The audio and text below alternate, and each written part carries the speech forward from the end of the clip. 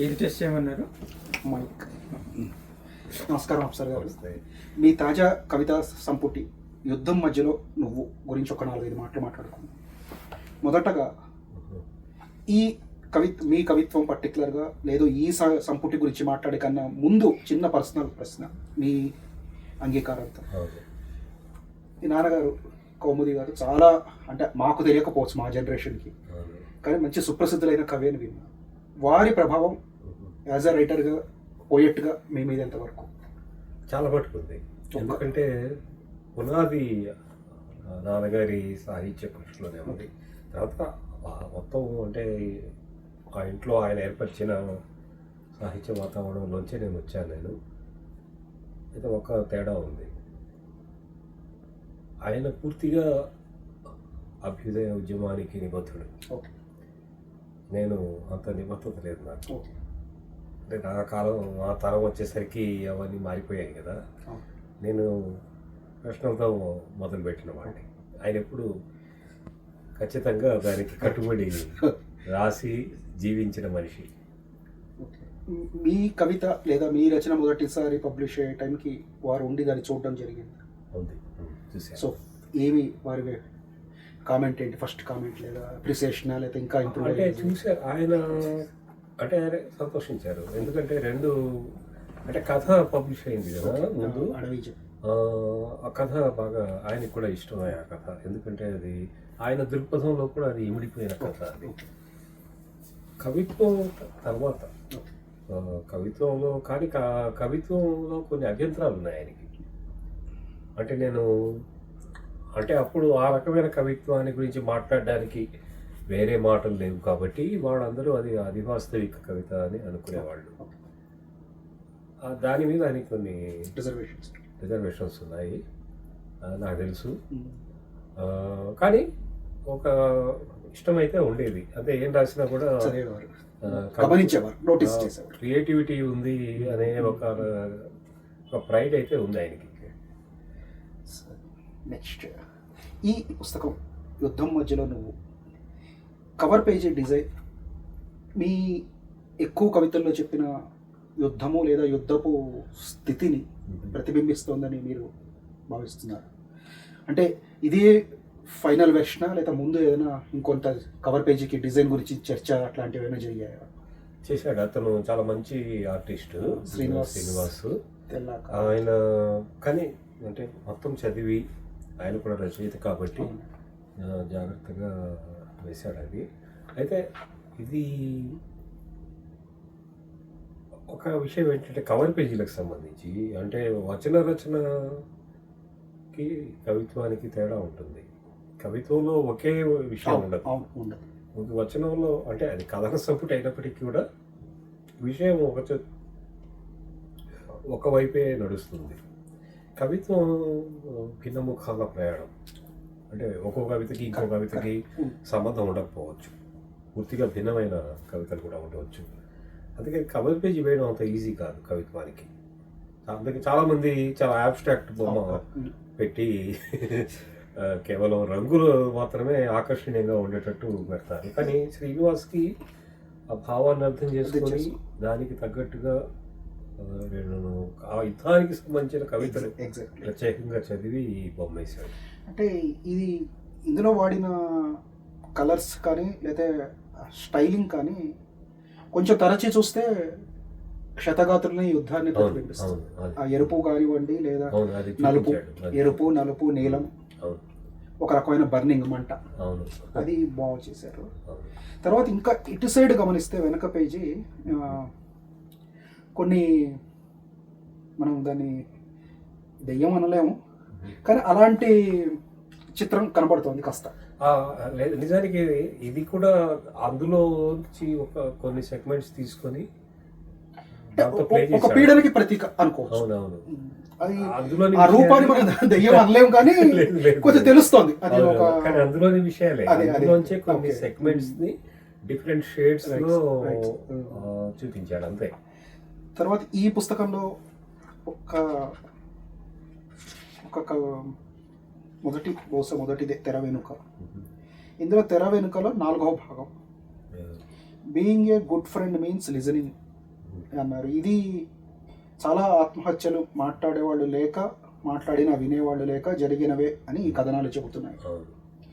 ఇది బహుశా మీరు ప్రత్యక్ష సాక్షి అయి ఉండొచ్చు.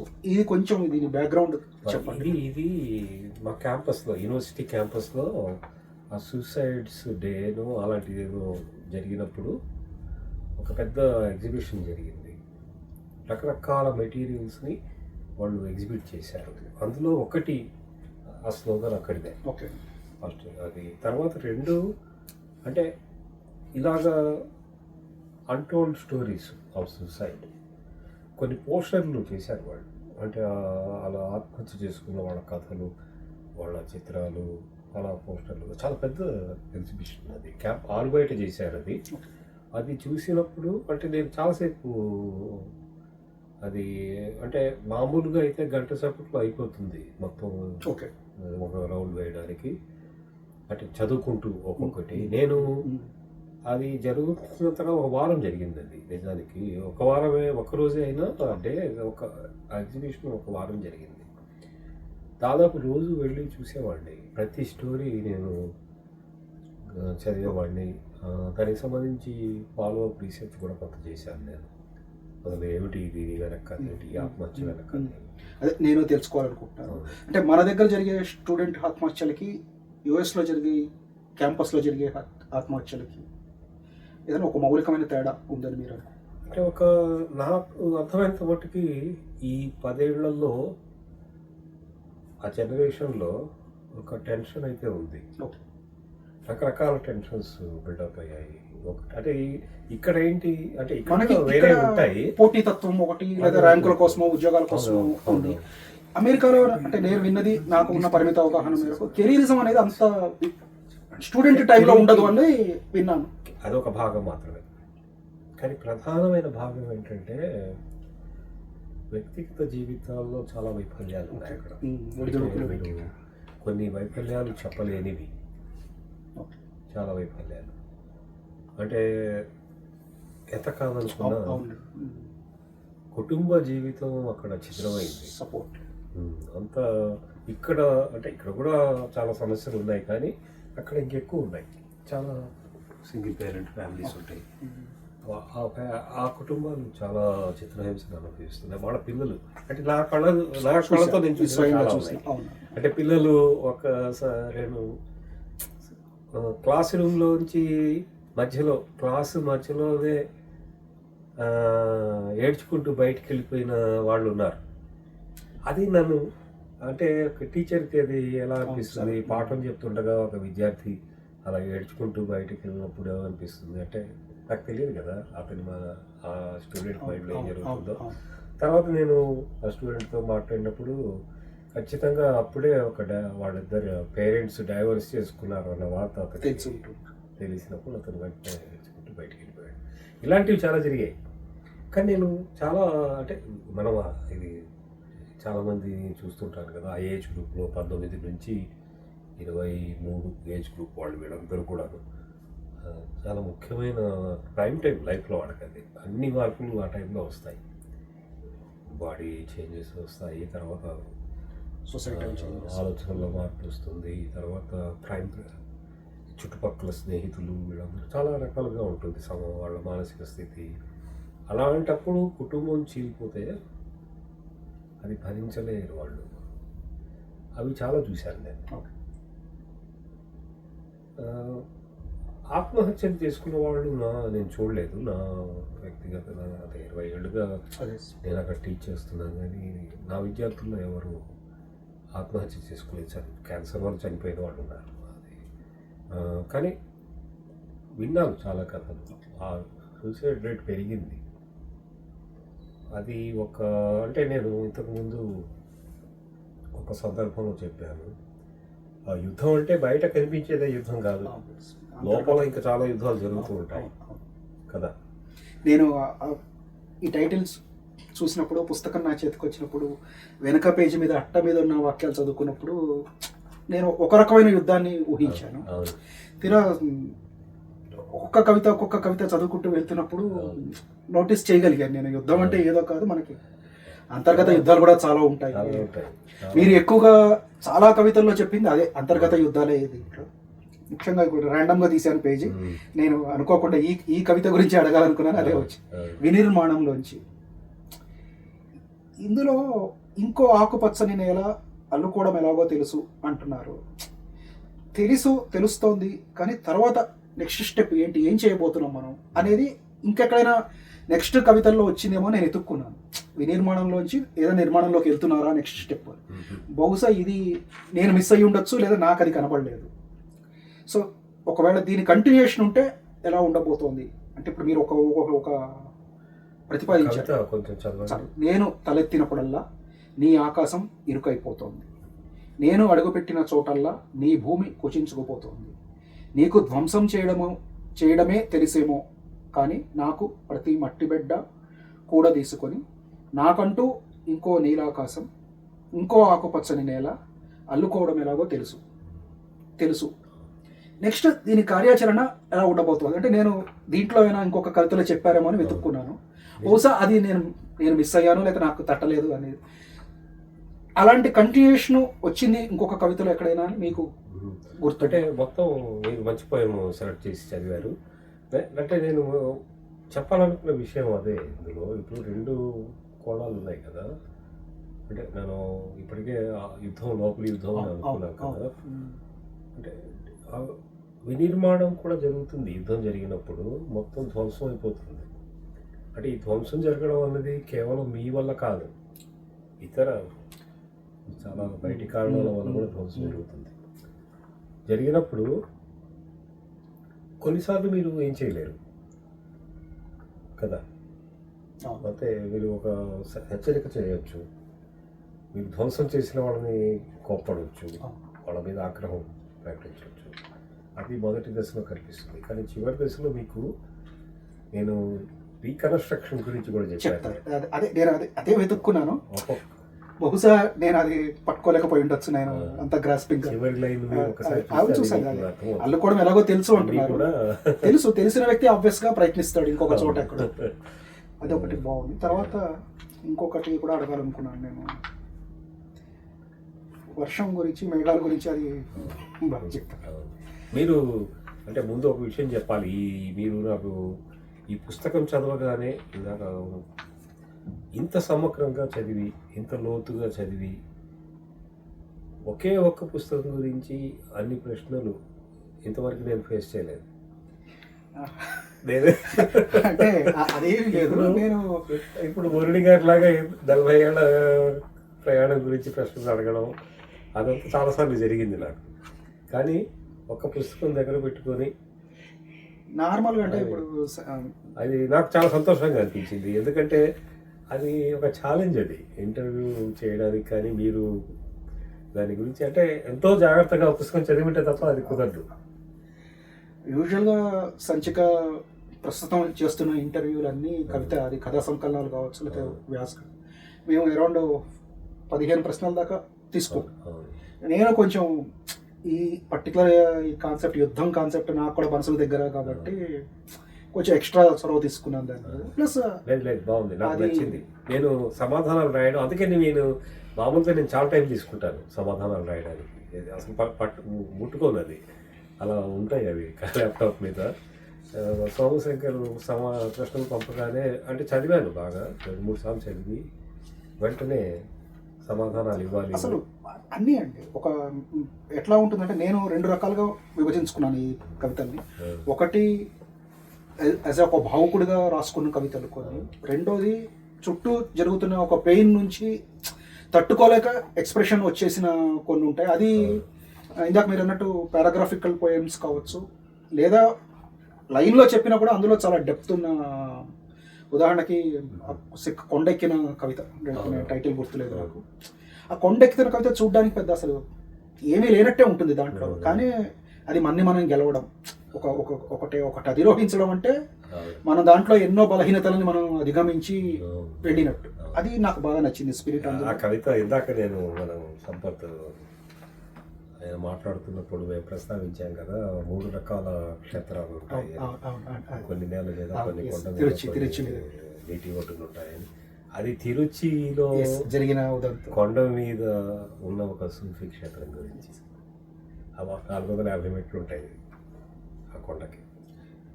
అది ఎక్కిన తర్వాత రాసిన కవిత, అంటే ఆ అనుభవాన్ని దృష్టిలో పెట్టుకొని రాసిన కవిత. అంటే నేను అదే ప్రశ్న నాకు ఎప్పుడు, అంటే అసలు ఇది ఈ కొండ మీద ఎందుకున్నాయి ఈ క్షేత్రాలు, దాని ఉద్దేశం ఏంటి? తిరుమల ఉంది మనకి, వైష్ణవ ఇది, మిగతా సాంప్రదాయాల్లో కూడా సింహాచలం, వేములవాడ అన్ని మెట్లెక్కి వెళ్ళాల్సిందే కదా, కొండ మీద ఉంటాయి. అంటే వాటికి ఒక ఉద్దేశం ఉంది. అవి కొండ మీద ఉండడానికి, అవి ఆ నరసింహస్వామి ఆలయాలు మా ఊళ్ళో నరసింహస్వామి గుట్ట మెట్లెక్కి వెళ్ళాల్సిందే, పెద్ద గుట్ట మీద ఉంటుంది. అంటే అలా ఎక్కి వెళ్ళడానికి అక్కడెక్కడో క్షేత్రం ఆ లక్ష్యం చేరుకోవడానికి ఇన్ని మెట్లు ఎక్కి వెళ్ళడం, కొండ ఎక్కి వెళ్ళడం అనే అనుభవం ఏదైతే ఉందో అది ఒక తాత్వికమైన సందేశం అని నా ఉద్దేశం. అది రిఫ్లెక్ట్ అయింది కూడా నాకు బాగా పర్సనల్గా కూడా చాలా నచ్చింది నాకు అది. తర్వాత ఇంకొకటి నేను బాగా ఓన్ చేసుకున్న కవిత ఫెయిల్యూర్ స్టోరీ.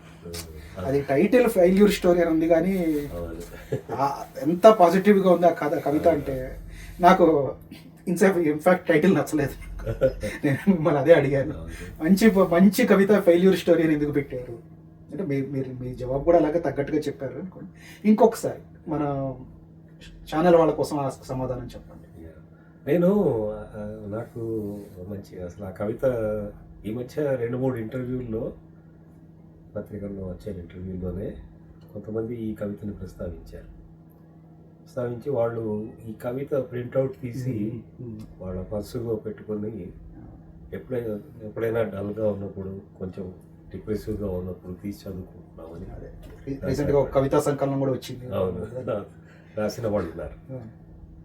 అంటే నేను టైటిల్ గురించి అడిగారు కదా మీరు, నాకు చాలా చాలా ఇష్టమైన కవి కీట్స్. కిడ్స్ నెగటివ్ కాపబిలిటీ గురించి చెప్తాడు అందులో. అంటే ఒక నెగటివ్ ఎలిమెంట్ నుంచి ఒక పాజిటివ్ సందేశాన్ని తీసుకురావడం, అది నీ కిడ్స్లో చూసి. కిడ్స్ కవిత చదివిన వాళ్ళకి మామూలుగా ఏమనిపిస్తుంది అంటే ఇంత నిరాశావాదమా, అంటే అవతలి వైపు షెల్లీ ఏమో గొప్ప ఆశావాదం, ఇతను నిరాశావాదం, ఇలా కనిపిస్తుంది కదా. కానీ నిజానికి అది నిరాశావాదం కాదు. కవులు 2 మార్గాల్లో రాస్తారు. ఒకళ్ళు అలా కేవలం ఆశావాదాన్ని చాలా ప్రత్యక్షంగా చెప్తారు. నాకు చాలా చాలా ఇష్టమైన కవి కీట్స్. నేను చాలా ఇష్టంగా చదువుకున్నాను. నేను మొదటి నుంచి కూడా చాలా ఇష్టం. అంటే చాలామంది షెల్లీ గురించి ఎక్కువ మాట్లాడుతున్నారు, మనకి ఆంధ్ర షెల్లీలు కూడా ఉన్నారు, ఆ వాటికి వస్తాయి. కానీ అంటే షెల్లీ ఆశావాదం అని, కీట్స్ నిరాశావాదం అని ఒక ఫ్రేమ్వర్క్ని మనం పెట్టాము. అయితే కవి ఎప్పుడు అలా పనిచేయడు. కీట్స్లో నెగటివ్ ప్రతీకల ద్వారా, నెగటివ్ అనుభవాల ద్వారా పాజిటివ్ విషయాల్ని చెప్పాలి అనే తప్పన కనిపిస్తుంది. నాకు అర్థమైనంత మటుకు అది బలమైన మీడియం అని. అంటే ఈ టైటిల్ వెనక అంత చరిత్ర ఉందని నేను చెప్పట్లేదు, కానీ మనకు తెలియదు కొన్ని ఎట్లా మనం మైండ్లో పనిచేస్తాయి. అంటే ఏం లేదండి, చిన్న ఒక మనకి అందరూ అనలేను కానీ కొంచెం కవిత్వ పాఠకుల్లో ఉన్న సమస్య ఏంటంటే ఆ టైటిల్ చూసి కవిత స్కిప్ చేసే ఛాన్సెస్ ఉన్నాయి మనకి. సో అలాంటి వాళ్ళు ఒక మంచి కవిత మిస్ అయిపోతారు కదా అని నాకు అనిపించింది చిన్నగా ఒక ఫీలింగ్. అది నిజమే, కానీ అసలు ఫెయిల్యూర్ గురించి ఒక ఆసక్తి కూడా ఉంటుంది. అంటే అది సక్సెస్ అనేది, అంటే ఆఫ్ కోర్స్ ఫెయిల్యూర్ లేకపోతే సక్సెస్ లేదు. అవును, సక్సెస్ అనేది చాలా అట్రాక్టివ్గా కనిపిస్తుంది, కానీ అసలు ఒక ఫెయిల్యూర్ గురించి మాట్లాడడం వల్ల అంటే మొత్తం అంటే లైఫ్ లెసన్స్ అనేవి కూడా అందులో వస్తాయని అనుకుంటాను. అంటే నాకు అది ఒక ఫీలింగ్ ఎప్పుడు ఉంటుంది, నాకు ఎప్పుడు అంటే లైఫ్ ఫెయిల్ అయిందేమో అనే ఫీలింగ్, ఒక మూడు చాలా తరచు కలుగుతుంది నాకు కూడా. కేవలం అది ఆ వ్యక్తిగతమైన తీవ్రత వల్ల పెట్టిన టైటిల్ అంతే. సరే. కానీ అందులో ఎసెన్స్ దానికి లేదు సంబంధం. ఎందుకంటే అది అంటే- పోయము మీకు చివరికి వెళ్ళే కొద్ది అది ఫెయిల్యూర్ అదే అదే మంచి ఇన్స్పిరేషనల్. కొండెక్కే పోయం చెప్పారు కదా, అలాంటి అది కూడా కాకపోతే నెగటివ్ అంటే అది కొండ ఎక్కడం అనేది కొంచెం ప్రతీకాత్మకం కూడా. ఇందులో ప్రతీక ఏమీ లేదు, డైరెక్ట్ గా లైఫ్ అచీవ్మెంట్స్ గురించి చెప్తున్న ఇది. ఇంకా నెక్స్ట్ జనరల్ క్వశ్చన్ ఒకటి వస్తాను సార్. ఇప్పుడు ఇందులో ఈ సంపుటిలో 2020 ప్రధానంగా ఒక చిన్న ఉంటారు, ఒక బ్రేక్ దానిలాగా వేసుకున్నాం, ముందు తర్వాత అంటే పోస్ట్ కరోనాకు ముందు. ఇందులో నేను ప్రత్యేకంగా నాకు అనిపించింది 2020 ముందు లేదా 2020 నుంచి 23, 24 ఈ పుస్తకం సిద్ధమయ్యే టైంకి యాజ్ ఎ పోయెట్ గా ఈ పుస్తకంలోని మొదట రాసిన కవితకి ఆఖరణ వచ్చిన కవితకి మధ్య యాజ్ ఎ పోయెట్ గా మీలో ఏమైనా మార్పు వచ్చింది? చాలా మార్పు వచ్చింది. అంటే అది ప్రతి రిఫ్లెక్ట్ అయిపోతుందా దీంట్లో? ప్రతి కవిత సంపుటంలో అది జరిగింది నాకు. ఓకే. అంటే నేను కవిత సంపుటాలు కూడా మధ్యలో చాలా గ్యాప్ అదే తెలుస్తుంది. వెంటనే వేయలేదు. చాలా మంది ఏడాదికి ఒక పుస్తకం వేస్తారు, నా వల్ల కాదు, నేను అంత ఫాస్ట్ గా రాయలేదు. పుస్తకం వేయడం కూడా చాలా అంత తేలికైన విషయం కాదు, అక్కడెక్కడో ఉన్నవాళ్ళు. కానీ మార్పు వస్తుంది. అంటే ప్రతి పోయము ఒక ప్రత్యేకమైన స్థలంలో ఉండి కాలంలో ఉండి రాస్తూ ఉంటాం కాబట్టి ఆ మార్పు ఉంటుంది. అందులోంచి మనం చాలా నేర్చుకుంటాం. ప్రతి పుస్తకం కూడా ఒక లెసన్ అంతే. అంటే మీరు అంటే పోయం చాలా అలవోకగా రాసినట్టు అనిపిస్తుంది చాలా మందికి, కానీ అది నిజానికి ఏ పోయం కూడా అలవోకగా ఉంటుంది. ఇందులో చాలా కవితలు అంటే కొన్ని ఫేస్బుక్ లో పెట్టాను నేను, చాలా మటుకు బయట పత్రికల్లో వచ్చినాయి. కానీ అది వస్తున్నప్పుడే అవి వాటి తీవ్రతని చూసిన వాళ్ళు, తెచ్చుకున్న వాళ్ళు, ఇదేంటి ఇది భిన్నంగా ఉంది అనుకున్న వాళ్ళు ఉన్నారు. ఇప్పుడు మీరు ఫెయిల్యూర్స్ రివ్యూ చేయాలా అలాంటి మాటలు అన్నవాళ్ళు ఉన్నారు. అంటే మార్పు వ్యక్తిగతంగా నాకేమనిపిస్తుంది అంటే, అంతకుముందు మనం వేరే కవితలు కూడా విన్నాం కదా, వాటితో పోల్చినప్పుడు ఇందులో ఉన్న కవితలు ఏవైతే ఉన్నాయో అంటే సిద్ధాంతపరంగా తాత్వికంగా ఒక వేరే లెవెల్కి వెళ్ళి మాట్లాడినట్టు నాకు క్లియర్గా అర్థమవుతుంది. ఇప్పుడు సపోజ్ మీరు అనుకున్నట్టుగా over a period of time ఒక స్థాయికి వచ్చారు, ఇలా అనుకుందాము. మళ్ళీ వెనక్కి తిరిగి చూసుకుంటే ఓకే, ఈ టైంలో ఈ పర్టికులర్ కవిత ఆ సందర్భానికి కరెక్ట్, కానీ ఇప్పుడు పుస్తకంలో చేర్చడం అవసరం లేదనుకుని వదిలేసినవి ఏమైనా ఉన్నాయా కవితలు? చాలా వదిలేశాను. అన్ని కవితలు ఇందులో రాలేదు. ఓకే. కొన్ని కవితలు అంటే ఎందుకు వదిలేశాను అంటే, నాకు పునరుక్తి ఇష్టం ఉండదు. కొన్ని సందర్భాల్లో అంటే పునరుక్తమైన వాక్యాలు, పదాలు, వాక్యాలు ముఖ్యంగా తీసేయచ్చు. పునరుక్తమైన స్థితులు కొన్ని ఉంటాయి, అలాంటివి తీసేశాను. తీసేసినప్పుడు అవి లేకపోయినా పర్లేదు అనే ఒక నమ్మకం కలిగినప్పుడు అవి కొన్ని మార్చుకున్నాను నేను. అంటే పుస్తకంగా వేసినప్పుడు అందుకే మీకు కొంచెం తేడా కనిపిస్తుంది. అవి ఒరిజినల్ గా పబ్లిష్ అయిన పోయమ్స్ కి ఇందులో ఉండే పోయమ్స్ కి కొంచెం తేడా కనిపిస్తుంది. ఎడిట్ చేస్తున్నప్పుడు నాకు డ్రాఫ్టింగ్ మీద చాలా పిచ్చి మమకారం ఉంది నాకు, అందుకని చాలా పట్టింపు ఉంటుంది. అంటే మనం స్వయంగా కొద్దిగా ఆ రంగంలో ఉన్నవాళ్ళం కాబట్టి పట్టి వాక్యాలు చూడడము, ఆచితూచి రాయడం ఇదంతా ఉంటుంది కదా.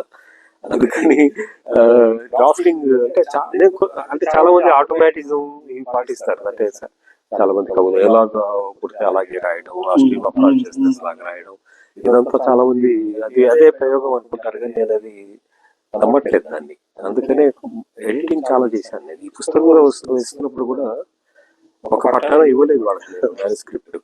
చాలా కొద్దిగా ఇబ్బంది పెట్టాను వాళ్ళని. ఇంకొకటి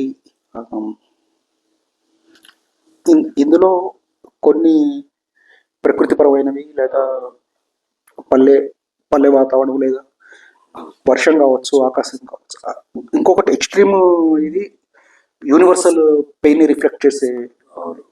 ఈ రెండింటిని పోల్చుకున్నప్పుడు రెండుటి అనుభూతులు వేరువేరు అయినా ఒకే స్పందన ఒకటే. ఆ దానికి ఒక రకంగా స్పందించి రాసాము, ఇది దీనికి ఒక రకమైన స్పందన. బేసికల్ గా స్పందన ఒకటే, వ్యక్తీకరణ తేడా. ఇలాంటి సందర్భాలలో ఏదైనా ఒక దృశ్యము లేదా కలవరపరిచిన ఘటన కానీ ఫార్మాట్ ఆఫ్ ఎక్స్ప్రెషన్ ఎలా డిసైడ్ చేసుకుంటారు? అది కవిత అవుతుందా, కథ అవుతుందా, ఎలా డిసైడ్ చేస్తారు? చాలా కష్టం అది చెప్పడం. ఎందుకంటే అసలు అది పుట్టడమే అలా పుడతాయి అవి. ఇప్పుడు కథ అయ్యేది ఏది కూడా అందులో కవిత్వం అయ్యే లక్షణాలు కనిపించవు. మీకు తెలుస్తుంది వెంటనే. అంటే మీకు అది ఆ లోపల ఆలోచిస్తున్నప్పుడే. ఇప్పుడు రకుల్ అనే కథ ఉంది, అది అసలు కవిత అయ్యే అవకాశం లేదు. నేను దాని గురించి మొదలు పెట్టడమే, ఆలోచనకు సంబంధించిన ఆ మొదటి లైన్ లోనే అది ఇది తప్పనిసరి కథే ఇది అని అనిపిస్తుంది. అంటే కొంతమంది అలా రాసేవాడు కూడా లేకపోలేదు. అంటే కొన్ని కొన్ని కథలు కవితాత్మకంగా ఉంటాయి. అంటే కొన్ని ఇప్పుడు ఇందులో ఎగ్జాంపుల్, మీరు ఇందాక మనం మాట్లాడుకున్న స్టూడెంట్ ఆత్మహత్యల్ని మనకి తెలుగులో చాలా కథలుగా అల్లిన ఘటనలు. అలా మీరేదైనా మీకు ఏదైనా ఇది కథగా మలిచుంటే బాగుండేది అని అనిపించిన పోయం కానీ, ఆ థీమ్ కానీ అట్లా మీకు ఏదైనా ఉంటాయి అలాగా. కానీ నేను ఎందుకో మరి రాసేటప్పుడు నాకు అలా పనిచేయలేదు ఏది. నిజానికి అది కథకి పనికి వచ్చే విషయమే. అందులో కంపారిజన్ కానీ ఎందుకో మరి నేను అలా రాయలేదు. అప్పటికి ఆ సెన్స్ ఛాంబర్స్ వేరే ఉంటాయి లోపల మైండ్ లో, కవితకి కథకి. అంటే కొంతమంది జనరల్ గా చెప్తుంటారు, ఇది బహుశా కథ అయి ఉంటే ఇంకా బాగుండేది, ఈ కీలకమైన పాయింట్ కథగా మలిచి ఉంటే ఇంకా చాలా బాగుండేది, లేదు ఇది ఇంత కథకు అవసరం లేదు, కవితగా మలిచి ఉంటే ఇంకా మందికి చేరు ఉండేది. అందుకని అలా ఉంటుంది. అది కష్టమైన విషయం అది. అంటే ఎంపిక ఏది ఏ ప్రక్రియని. ఇప్పుడు ఎగ్జాంపుల్ అట్లాగే మనం ఇందాక ఒక నల్ల జాతీయుడిని పోలీస్ తొక్కి చంపినప్పుడు రాసిన, అది పూర్తిగా వచనమే, కానీ అందులో కనబడని కవితా రూపం ఉంది. అంటే మీరు ఆల్రెడీ దాన్ని ఒక స్ట్రక్చర్ ని బ్రేక్ చేశారు. అక్కడ నిర్దిష్టమైన కవిత అంటే ఇలాగే ఉండాలి. యాక్చువల్గా అదే ఘటనని వస్తువుగా తీసుకుని మన వాళ్ళు ఇక్కడ చాలా ప్రాపర్ కవిత అని మనం ఏదనుకుంటున్నాం దాని స్ట్రక్చర్ లో రాశారు. ఇది చాలా విభిన్నంగా ఉంది. వచనంలో చెప్పినా కూడా మీరు అన్నట్టు అది పారాగ్రాఫిక్ పోయమే, దాని కాదనలేని. అది చాలా మంచి ప్రశ్న అది. ఎందుకంటే ఆ పర్టికులర్ పోయము ఇప్పుడు రచయితకి ఒక 3 ఎమోషన్ ఉంటాయి. కొన్నిసార్లు ఆ ఎమోషన్ ని సస్టైన్ చేయడం కష్టం. ఇప్పుడు ఆ ఇన్సిడెంట్ జరిగినప్పుడు ఆ ఇంటెన్సిటీని నేను తట్టుకోవడం కష్టమైంది. తట్టుకోవడం కష్టమైనప్పుడు మీరు దాన్ని ఒక షార్ట్ స్పాన్ లోనే దాన్ని చెప్తారు. అంటే ఒక కవిత 2 పేజీలు కవితలో లేదా 1 పేజీ కవితలో అది చెప్పేస్తారు. అది అప్పుడు ఏంటంటే ఆ బాధని నాకు ఇప్పుడు బాధని ఎక్స్టెండ్ చేయడం, కథ రాయడం అంటే బాధని పొడిగించడం. అది మీరు అదే విషయాన్ని మీరు కథ కనీసం 2 నెలలు పడుతుంది. 2 నెలలు మీకు నరకేస్తుంది. ఎందుకంటే కథ అవ్వదు, అనుభవం పట్టి పీకుతూ ఉంటుంది, కొన్ని కల్పించలేము.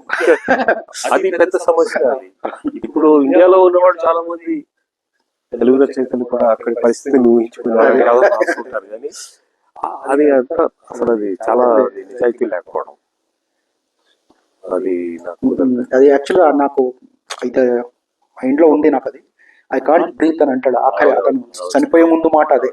సో నేను యాక్చువల్గా ఆ పదం మీరు ఏమైనా వాడారని ఎత్తుక్కున్నాను, కానీ మీరు అది వాడు, అది ఇంకా పెయిన్ఫుల్ గా ఉంటుండేది. వాడు అది సస్టైన్ చాలా కష్టం. రసోవేదన అనే మాట వాడతారు కదా, అదే సిచ్యుయేషన్ అది. ఇప్పుడు పాపం అది కొన్ని గంటల లోపల అయిపోవాలి. అంటే బహుశా అది వదిలేసినా వదిలిపోయే వేదన కాదు, అలానే క్యారీ ఫర్దర్ ఎలా క్యారీ చేయలేము, అవును. మూవ్ ఆన్ అయిపోవాల్సిందే. Yeah. అంతే సార్. అంటే వస్తువులు గమ్మత్తుగా ఉంటాయి మీకు. అంటే ఏది కవిత అవుతుంది, ఏది కథ అవుతుంది, ఏది కొన్ని పర్సనల్ Just అవును, అవును. కొన్ని అంటే మీకు మనిషి కదా అల్టిమేట్ రాసేవ రచయిత కూడా మనిషి కదా, తట్టుకునే శక్తి తక్కువ ఉంటుంది కొన్నిసార్లు. తట్టుకునే శక్తి పరిమితంగా ఉన్నప్పుడు అది కవితగానే మిగిలిపోతుంది. లేదు ఈ కథను నేను ఇప్పుడు రక్కూన్ కథ ఉంది, అవును. అది కులానికి సంబంధించింది అక్కడ అమెరికాలో. ఆ కథ 2-3 నెలలు పట్టింది నాకు రాయడానికి. అందులో పెయిన్ ఉంది, కానీ ఇందులో మీరు ఇప్పుడు ప్రస్తావించిన కవితలో ఉన్నలాంటి పెయిన్ కాదు. వేరు. అవును. అది అందులో పెయిన్ తో పాటు అబ్జర్వేషన్స్ ఉన్నాయి అందులో. కథ తీసుకున్నప్పుడు ఇంకా చుట్టుపక్కల అవును. చుట్టూ ఉన్న సమాజం కూడా ఆబ్వియస్ గా జ్వరపడిపోతుంది. అంటే అక్కడ మీకు ఏంటంటే దాన్ని తట్టుకొని 2 నెలల పాటు సస్టైన్ అయ్యే శక్తి మీకు ఉంటుంది అందులో. అంటే ఆలోచిస్తూనే ఉంటాం కథ గురించి ఆ 2 నెలల పాటు. ప్రతి సన్నివేశం, ప్రతి పాత్ర, ప్రతి సంభాషణ, ప్రతి వాక్యం ఆలోచనలో కలుగుతూనే ఉంటుంది. కానీ ఎమోషనల్ గా దాని తీవ్రత అంత గట్టిగా తీవ్రంగా ఉంటుంది. ఈ ఈ ప్రస్తుతం ఈ సంపుటిలో ఎక్కువ టైం తీసుకున్న కవిత ఏది మీకు? చాలా ఉంటాయి. నేను అంటే ఇందాక చెప్పినట్టు అంత తేలిగ్గా గెలిచే మనిషిని కాదు. ప్రతి కవిత వెనక చాలా ఇది ఉంటుంది. అంటే నేను 5 నిమిషాల్లో 10 నిమిషాల్లో ఇప్పుడు చాలా మంది వింటున్నాను నేను ఫేస్బుక్ లో what is on your mind అని ఉంటుంది కదా, ఆ స్పేస్ లో అప్పటికప్పుడు కవిత టైప్ చేసేస్తున్నారని విన్నాను నేను. అది నాకు హాస్యాస్పదంగా ఉంటుంది, వింటున్నా హాస్యాస్పదంగా ఉంటుంది. ఏ కవిత అట్లా పుట్టదు, మీరు అట్లా రాయలేరు అసలు. ఒక లేదు, అందులో కవిత రాయడం ఫిల్ ద బ్లాంక్స్ లాగా అంటే ఇప్పుడు అది మీరు నేనైతే చేత్తో రాస్తాను. ముందు చేత్తో రాస్తాను, నేను చేత్తో రాసి టైప్ చేసి దాన్ని ఒక 10 రోజులు అలా ఉంచుకుంటాను నేను. అప్పుడే అది బయటకు వస్తుంది. మన కాలపు స్టైల్ ఆఫ్ రైటింగ్. అంతే సార్. థ్యాంక్ యూ అఫ్సర్ గారు, అవకాశం ఇచ్చినందుకు, మాతో పాటు ఇంతసేపు సమయం గడిపినందుకు ధన్యవాదాలు. Thank you so much.